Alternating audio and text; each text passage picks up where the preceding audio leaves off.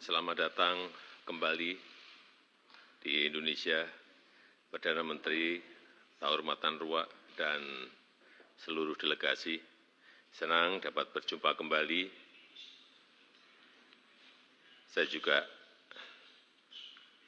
menerima kunjungan Presiden Ramos Horta pada bulan Juli tahun lalu, dan intensitas kunjungan ini menunjukkan komitmen untuk terus mempererat hubungan dan kerjasama di antara kita. Saya senang bahwa Timor Leste secara prinsip telah diterima sebagai anggota ASEAN, dan pada pertemuan Menlu ASEAN pada bulan ini, Menteri Luar Negeri Timor Leste telah berpartisipasi dalam pertemuan dengan status sebagai observer. Dalam kunjungan Perdana Menteri kali ini, saya harapkan dapat membahas upaya memperkuat kerjasama ekonomi di antara kita. Sebelum saya mulai, saya mempersilakan Perdana Menteri Taur untuk menyampaikan sambutan pembuka. Kami persilakan.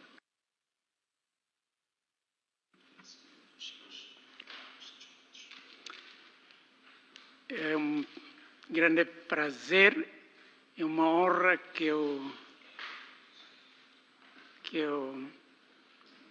me encontro. É um grande prazer e uma honra que eu me encontro outra vez a Vossa Excelência aqui nesta magnífica palácio, que no fundo é a primeira vez que cá venho. Agradeço imenso pelo convite e também a hospitalidade que nos foi prestado. Dan dalam pertemuan tadi saya menyampaikan beberapa hal. Yang pertama, saya menekankan pentingnya kerjasama ekonomi. Saya menyambut baik terus meningkatnya hubungan perdagangan kedua negara, dan kita berkomitmen untuk mengintensifkan pembahasan mengenai pengembangan kawasan ekonomi di wilayah perbatasan antara NTT dan Oikuse.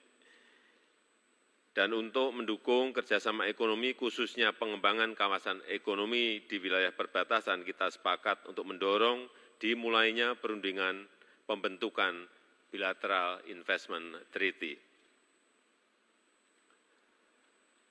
Saya juga menyambut baik peningkatan konektivitas darat, antara lain melalui peluncuran perdana trayek rute Kupang Dili dengan bus, trayek bus. Secara khusus, saya juga mendorong agar biaya logistik transportasi laut untuk kegiatan bisnis dapat diturunkan. Yang kedua, pengelolaan kawasan perbatasan. Kita telah menyepakati untuk segera menyelesaikan 2 segmen perbatasan darat yang tersisa pada tahun ini, yaitu segmen Noel Besi Citrana dan segmen Bijail Sunan Oben. Penyelesaian perundingan batas darat ini penting untuk dapat memulai perundingan maritim serta mendorong pembangunan PLBN di Opoli.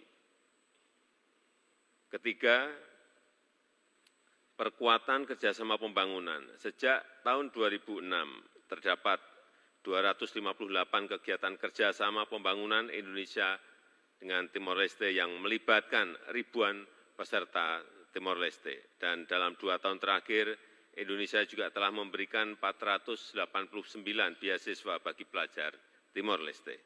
Indonesia berkomitmen untuk terus melanjutkan kerjasama pembangunan, terutama melalui penguatan kapasitas SDM. Dan selain ketiga isu bilateral tersebut, saya juga menyinggung mengenai keketuaan Indonesia di ASEAN.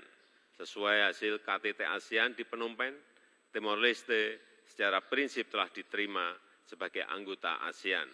Roadmap untuk keanggotaan penuh sedang dipersiapkan, dipimpin oleh Indonesia sebagai ketua ASEAN saat ini. Dan Timor Leste telah mengikuti pertemuan-pertemuan ASEAN dengan status sebagai observer, termasuk pertemuan para Menlu ASEAN awal Februari yang lalu.